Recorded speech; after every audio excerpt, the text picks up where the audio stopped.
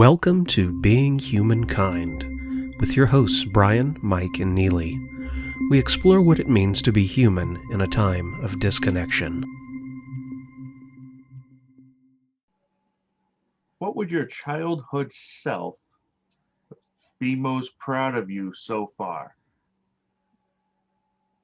Oh God, just my perseverance. Um, I have had many trials and tribulations in my life. I had an alcoholic father. I had, a mother who also abused me and everything, and I was always beaten up by neighborhood kids. So just to be able to make it to 62, yes, I'm that old. But just to make it to this point in my life and be able to continue to try to teach compassion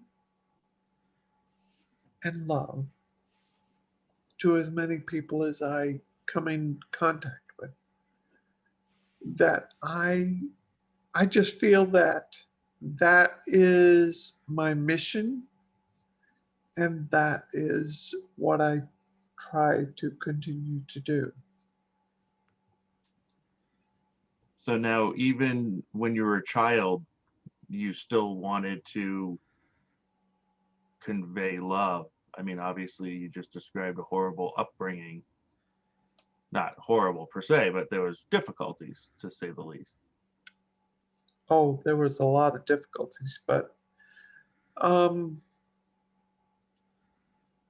I have been meeting with a new psychologist that I've started working with, and one of the things that she noted was that despite all the PTSD that I've encountered in my lifetime, and that's not just from my military experience, but also um, from my life with an alcoholic father, an abusive mother. That you know, I was always told that I would never amount to much, that I was stupid, I couldn't do anything right, but yet I won Best Actor awards 2 years in a row. I won the Culinary Arts Award for Outstanding Student.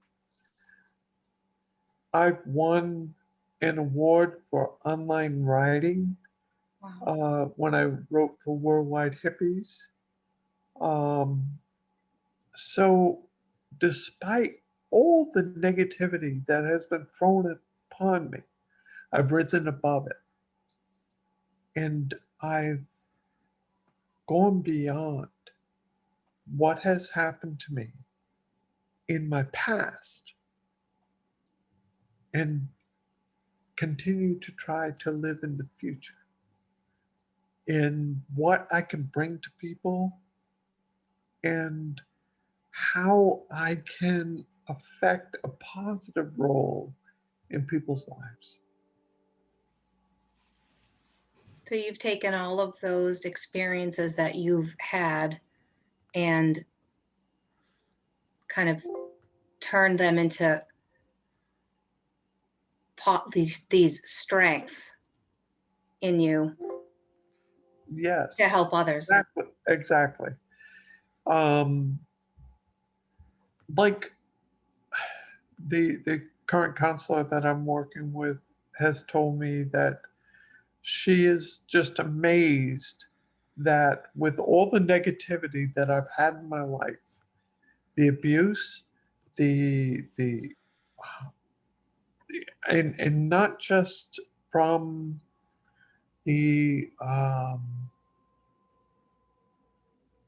from my family, but from neighborhood kids and everything who always treated me in a negative fashion and would beat me and, what have you.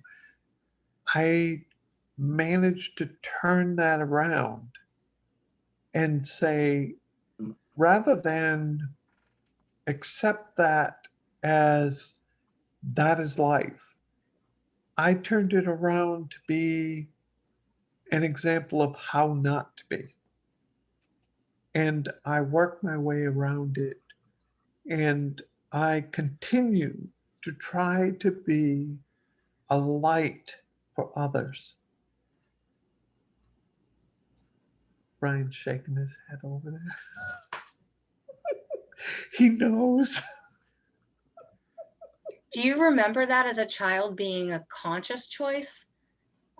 Or was it just sort of the way you evolved? Do you remember thinking, I am not gonna end up like that. I'm gonna use these experiences for the better, or was it just sort of like an evolution of you? I think it's just my nature. I I was once told many years ago that I would live to be 93 and that I was a bodhisattva. A bodhisattva is someone that has achieved Buddhahood but has chosen to stay in this realm in order to teach love and compassion to others. And this is what drives me right now.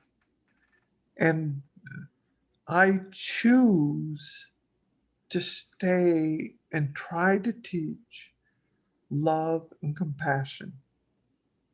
And as long as I keep that as my ideology, it continues to drive me and I embrace everybody. When I go on my walks, and I do a lot of walking, those who have followed some of my postings and everything know that I walk an extremely lot. I've got, let's see, 18,593 steps in today. But when I'm on my walks and everything, I encounter people, and I always encounter people with a smile. And I say hello to everybody that I've encountered and everything. And I try to bring a spirit of peace and love to everybody. And that is my nature. I have built that into my nature. I have chosen to be not like my father, not like my mother, but to be a person of peace and love. I guess that's why I wrote for Worldwide Hippies.